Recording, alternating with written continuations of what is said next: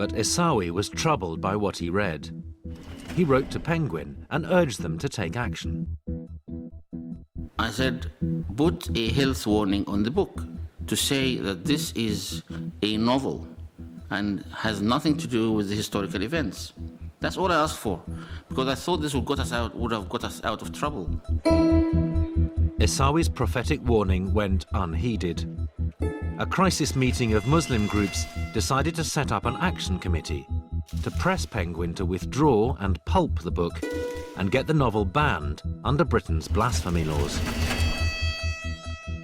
We even wrote a letter to the Prime Minister at that time, even to the Queen.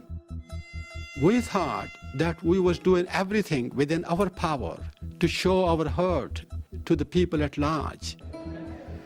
And we felt that nobody was willing to listen to us. You have to go back 20 years to realize that how Muslims were treated, like dirt. Discrimination was going on, not only on the place of work, but in schools. People don't realize the powerlessness and helplessness the Muslim community felt at that time. British laws of blasphemy, as Muslims soon discovered, only apply to Christianity, and even then are hardly ever used. The Prime Minister turned their request down flat. The same day, the Satanic verses scooped the Whitbread Literary Prize. In effect, what we were being told as a minority is, like it or lump it, you know, you've got to take the abuse, you've got to take the vilification, you've got to take the disrespect.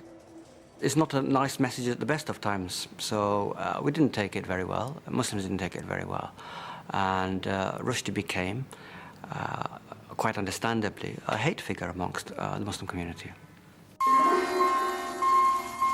Frustrated by what they saw as the government's lack of response, the Muslim community in the northern town of Bradford decided to raise the stakes. They would burn the book. An earlier protest in Bolton was ignored by the press. 1,000 protesters gathered in the centre of Bradford, and this time the press were on hand.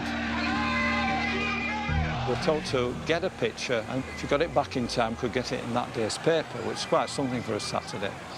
So I remember running across. When I turned in the corner, there was all this crowd, you know, and I was quite surprised. I thought, crikey, what's going on?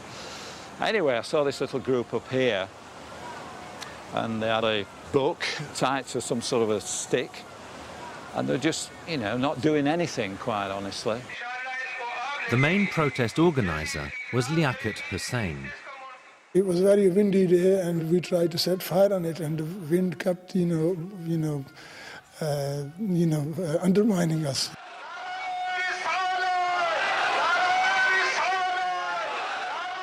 And I was watching for the deadline and things like that. And I said, are you going to set fire to the book? I said, well, yes, not sure they said 2 o'clock. I come to think of it. Oh, I said, that's no good for me at all. I said, can you do it now? Then we can get it in the paper. And someone had thoughtfully brought some paraffin, and we had to put some paraffin on the book to actually, to light it, because books are very difficult to burn when they are bound. And so they obliged me. Poured it on and then set fire to it.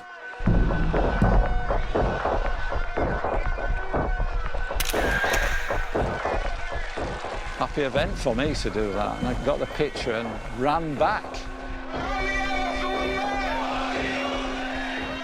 It burned beautifully, I remember it burning. It was a scene, many people still remember. I remember it. Fantastic scene,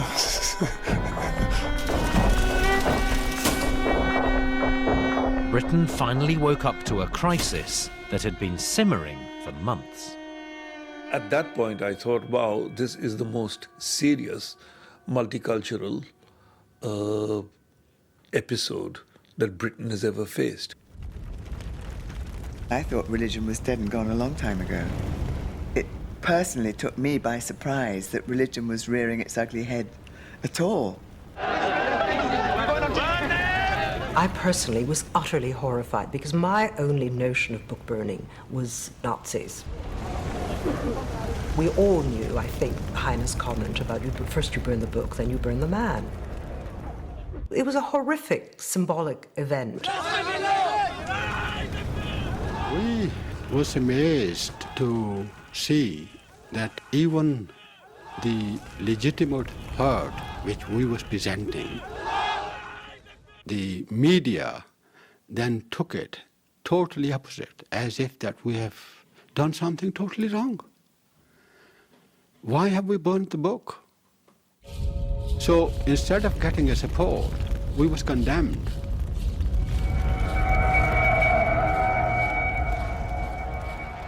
The same day, the campaign chalked up its first success. After complaints to its store in Bradford, the high street bookseller W.H. Smith decided to take the book off its shelves. We were put on notice by the police that they consider this to be a serious issue. We should address it. And I was extremely concerned at the time about the security of our staff, our customers, and we're running a commercial organisation, so if we actually find something that actually decides that people should not shop in our shops, then we ought to take it very seriously, and we did. As his friends predicted months earlier, Rushdie was forced onto the defensive. Well, in a sense, is it a surprise that you've had the depth of reaction from the Muslim community? Certainly. I mean, the scale of it is a surprise to me and also is a great distress to me. I think what's true about the book is that it does break a number of taboos, which, in my view, are very important to break. The first is the idea that Muhammad's life cannot be discussed as if he was a human being. Muhammad himself always insisted not to have divine status. And yet, nowadays, we're talk about him as if he was kind of perfect being. There are other taboos. There's taboos about the discussion of Islam as it developed as a historical phenomenon. So yes, I think it's very important if the culture of a religion is to have an intellectual life, that such things should be discussed. And of course, the people who wish to control thought, the thought police, that's who's responsible for this action, don't wish one to do that. Rushdie was now receiving death threats, and Penguin was targeted by bomb threats and hate mail. Muslim groups organised a massive rally in London, followed by a week-long vigil outside Penguin's offices. I have no doubt that the Satanic versus controversy acted as a catalyst, a galvanising factor to enable the emergence of a more confident British Muslim identity. Prior to that, we had been categorised along ethnic terms, whether we're Indian background, Pakistani, or Iranian, or North African. But these protests against the book brought us all together and helped forge the idea of a common faith identity. It's as though all the anger, all the fury of the years of neglect and racism and hatred had suddenly organised itself around Islam, as though being an immigrant wasn't a sufficient identity to create some sort of united movement. When they did organise, it was to attack one of their own about a book that was about the intricacies, partly, of their own religion, Islam. I was beginning to get more worried for his personal safety.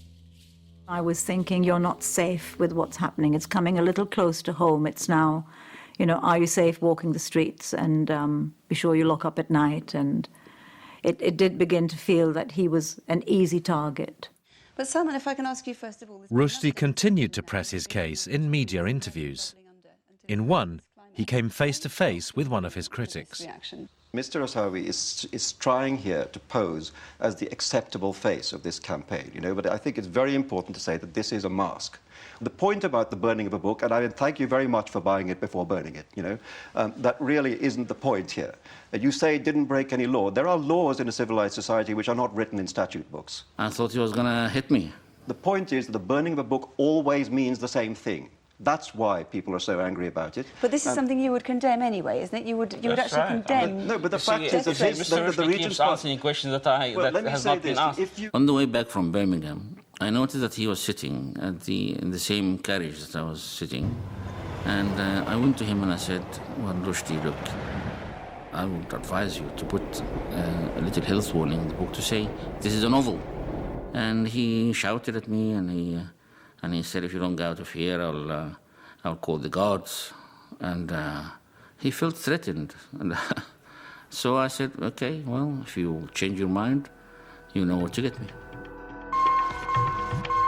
As dissent over the book continued to grow in Britain, back in Asia, more protests got underway, with fatal consequences. In Pakistan, 5 demonstrators were killed and about 100 were injured when a crowd of 10,000 marched on the American Cultural Center in Islamabad.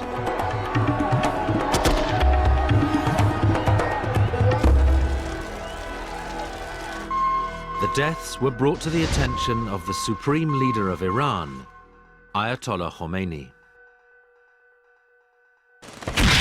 Iran had just emerged from a bloody 7-year war with its neighbor, Iraq. The moderates in the Iranian regime were determined to improve relations with the West and attract foreign investment to help rebuild the war-torn country. Britain was seen as a key step on that road. Diplomatic relations, which had been broken off following the Islamic Revolution in 1979, had been restored 2 months earlier. And the new chargé d'affaires had just taken up its post. Number one priority was to try to contact Roger Cooper, a British businessman who had been seized by the Iranians and never charged with any offence, and was languishing in Evin prison, which was a particularly nasty place to have to spend time. I'd already been in jail nearly 3 years, and I thought this can't go on forever. There were helpful signs from my interrogator. He was getting a bit more friendly, you might say, and saying that they were working towards releasing me. There had been hopes that better relations between Britain and Iran would aid the release of 2 British hostages, John McCarthy and Terry Waite, who were being held by the pro-Iranian group Hezbollah in the Lebanon. Everyone was talking very optimistically about their chances of release. We were told that John might be released. You don't allow yourself to get your hopes up too high, but a lot of good things were happening in terms of the relationship between Britain and Iran. Terry Waite's captors had recently taken him to a new hiding place. They moved me to very nice quarters, to a private house. And they said, you'll be going home soon. They brought me good food, even wheeled in, for the first time, a video machine and said, you can watch videos if you want, and it doesn't matter, you'll be home soon. But all that was about to change. A British Muslim leader, the pro-Iranian scholar Khalim Siddiqui, and his deputy had been attending a conference in the Iranian capital, Tehran. As morning broke on the 14th of February, they were waiting at the airport for their flight home. We saw Dr. Khatami, who was then Minister of Islamic Guidance. And when he saw Dr. Khalim Siddiqui, he went to greet him, and he said, Khalim, can I have a word with you? So they went to a corner and chatted. When he came back, Khalim Siddiqui, I asked, what were you talking? He said he's going to see Khomeini, and he was asking my view about Salman Rushdie. And I told him that, something drastic has to happen. Dr. Khatami left the airport for his meeting with Ayatollah Khomeini. The Siddiqui's flight was cancelled, so they went back to their hotel in Tehran. Several hours later, somebody came running. Dr. Khalim, did you hear the radio? I said, no, I don't understand Farsi, of course. He said, well, what happened? He said, Imam has issued a fatwa against Salman Rushdie.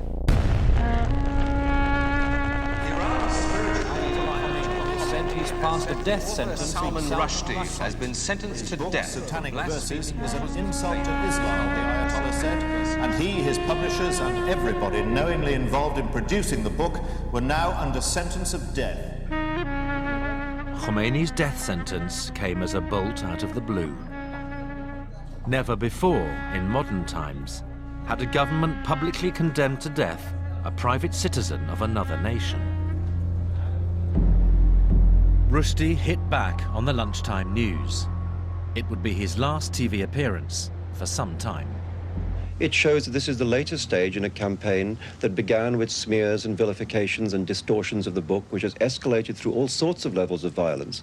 And frankly, I wish I'd written a more critical book. I mean, a religion that claims that is able to behave like this, religious leaders, let's say, who are able to behave like this, and then say that this is a religion which must be above any kind of whisper of criticism. I mean, that doesn't add up. It seems to me that Islamic fundamentalists could do with a little criticism right now. Nobody was taking the threat lightly. Several Iranian political exiles had been assassinated in Europe in recent years. That afternoon, a hastily arranged meeting at Scotland Yard made an immediate decision to give Rushdie Grade 1 special protection, the highest level of security. I remember it being a very easy decision to take. Here was somebody living in Britain who had done nothing illegal under British law, was subject to threats, which had to be taken very seriously, and the first thing to do was to protect him. So there was no question of sort of hesitation about that. Rushdie and his wife immediately went into hiding. I got a call from him saying that he wasn't going to go home, and would I go and get some stuff from the house and bring it to where he was. I went over there, and it was already strange. I mean, the door was opened by a special branch officer, and Salman was there with his then wife, and he was deeply shaken. I mean, profoundly shaken. Rushdie's 9-year-old son, by his first marriage, had just arrived home from school. I picked up the phone to the first kind of, scary voice down the other end of the line saying, "We know where you live and we're going to kill you soon." And I said, "Mom, I think it's for you," and gave the phone to her. In some ways, ironically, I thought, okay, lead up to the fatwa, I'd been really, really scared. And you think now, okay, well, at least something's happened. How silly. I thought, at least something's happened that's given him police protection. He'll be safe now, and it'll get sorted. And then he came and effectively to say goodbye. He was being taken away. We didn't know how far he was being taken, where he was being taken, and that was very scary because we had absolutely no idea on that day when we might see him or how. All around the country, Muslims were digesting the news of the Ayatollah's fatwa. My personal view is that perhaps death would be a bit too easy for him to get away with it. But I think his life, his mind is going to be tormented for the rest of his life as to what he has done, unless he asks for his forgiveness to Almighty Allah. I saw Imam Khomeini. I mean, he became a hero to me overnight. He was a man who did not live like the Gulf rulers. He didn't live in a fancy palace. He lived a very simple, very frugal life.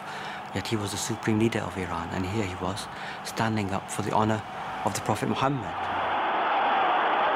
It endeared him immediately to millions of Muslims the world over, including myself.